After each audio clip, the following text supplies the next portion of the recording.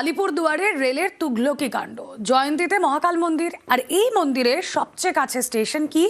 রাজা ভাতখাওয়া।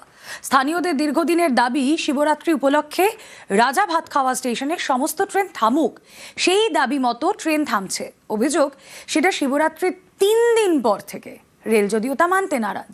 তাদের দাবি, শিবরাত্রির আগেই ট্রেন ওখানে থামছে।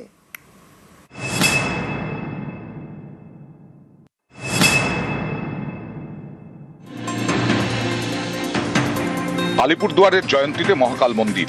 শিবরাত্রিতে এখানে প্রতি বছর পুণ্যার্থীদের ভিড়।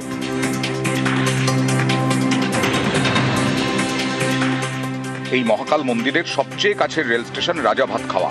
স্থানীয়দের দীর্ঘদিনের দাবি, শিবরাত্রির সময় এখানে সব ট্রেন যেন থামে। এবছর আলিপুরদুয়ারের ডিআরএম এর কাছে স্মারকলিপি দেন স্থানীয়রা। তাদের দাবি মতো ট্রেন থামছে, কিন্তু অভিযোগ, শিবরাত্রির 3 দিন পর থেকে। রবিবার ছিল শিবরাত্রি, বৃহস্পতিবার সকাল থেকে ট্রেন থামছে রাজা ভাতখাওয়া স্টেশনে।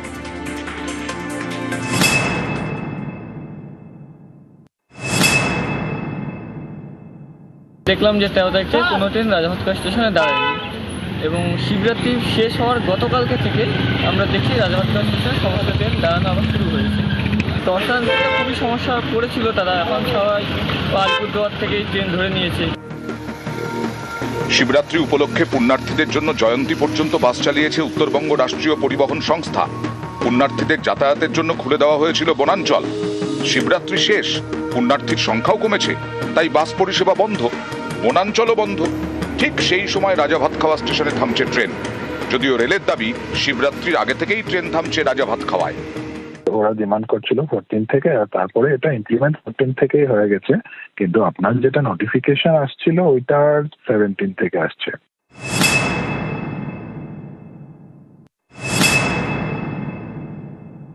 এটা খুবই হাস্যাস্পদ এবং হতাশাজনক। রেল এখন সেখানে অস্থায়ীভাবে রাজা ভাতখাওয়া রেল স্টেশনে 17 থেকে 22 কদিন রেল স্টপেজ দিয়েছে। এটা খুব দুর্ভাগ্যজনক।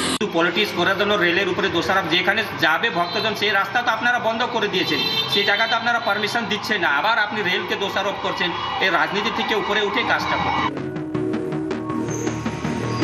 আলিপুরদুয়ার থেকে রাজকুমার কর্মকার, নিউজ 18 বাংলা।